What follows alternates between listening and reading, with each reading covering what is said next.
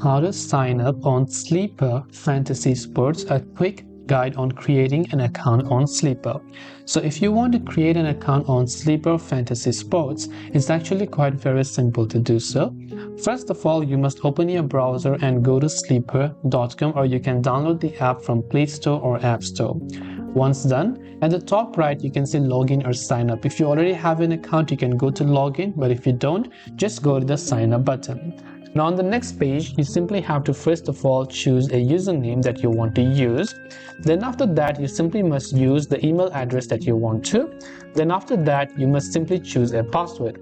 If you're not sure what password you typed in, you can just click on the I icon on the right hand side. Then once done, what you want to do is simply go to the continue tab that you can see. Then once you go to the continue tab, it will ask you to basically verify the code that was sent to your email. So you want to simply go ahead and then log into your email and check if you have received any sort of verification code. You can also try going to the spam folder to see if you have received the code. Then after that, once you enter the verification code and click the verify option, you will be able to successfully go ahead and then create your Sleeper account. I hope this video helped you out. If you have got any further questions, feel free to leave them down. Thanks for watching and see you soon in the next video.